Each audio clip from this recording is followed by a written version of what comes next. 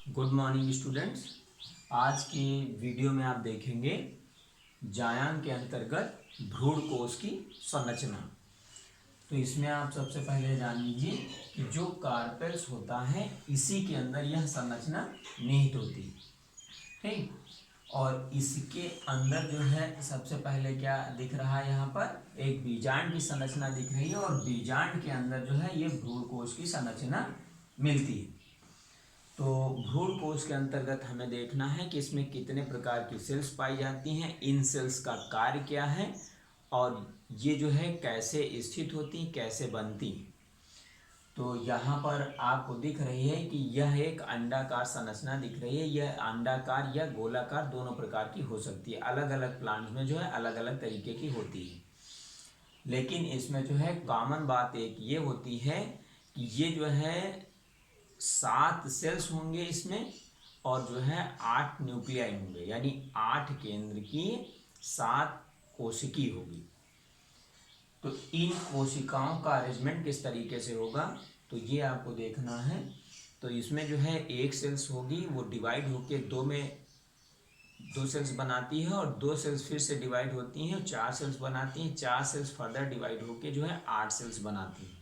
ठीक, 8 सेल्स अब क्या होती हैं कि ये जो है 3 जो है एक कोलेजल एंड पर हो जाती हैं और 3 जो है माइक्रोपाइलर एंड पर हो जाती हैं। कोलेजल एंड और माइक्रोपाइलर एंड का मतलब ये है कि जो आपका बीजांड होता है, यहाँ पर जो दिख रहा है बीजांड की संरचना, तो ये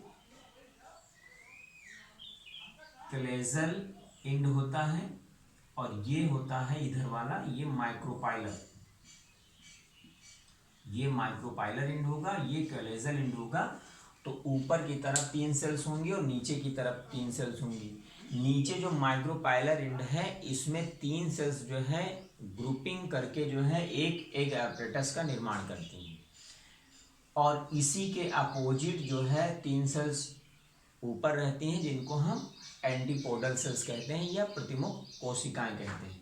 तो जो एग apparatus होता है इसमें एक सेल्स जो है एक सेल होगी और 2 सेल्स जो है सिनर्गिड्स कहलाती हैं, यानी एक सेल हमारी मेन सेल होती है और इसी की सहायता करने के लिए जो है सिनर्गिड्स पाई जाती हैं। तो 2 सेल्स होती हैं, इन्हीं के बीच में एक सेल पाई जाती है और इसी एग सेल में फर्टिलाइजेशन के पश्चात जो है जाइगोट का निर्माण होता है। ऊपर वाली सेल्स जो है प्रतिमुख कोशिकाएं इसीलिए कहलाती हैं क्योंकि इसके अपोजिट ये होती हैं और जो है पोषण में सहायक होती हैं। दोनों एंड से एक एक सेल्स जो है बीच में आकर आपस में फ्यूज्ड हो जाती है और फ्यूज्ड इस तरीके से होती है कि केवल इसका जो है साइटोप्लाज्म दोनों आपस में मिल जाते हैं, लेकिन केंद्रक जो है अलग अलग ही रहते हैं।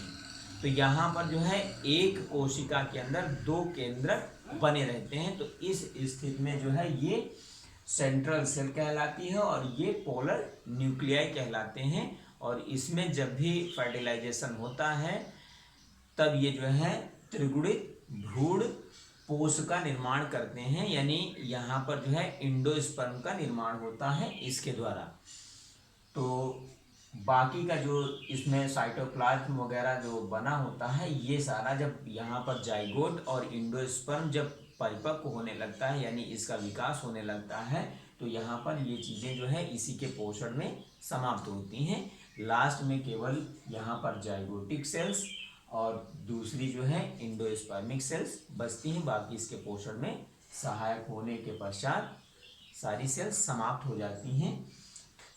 तो ये जो है भ्रूण कोश की संरचना ये होती है और ये सबसे इम्पॉर्टेंट होती है। अगर ये नहीं होगी तो यहाँ पर बीज का निर्माण और इंडोस्पर्म का निर्माण ये नहीं हो पाएगा। ठीक, तो इसको आपको जो है बना लेना है, समझ लेना है। थैंक्स।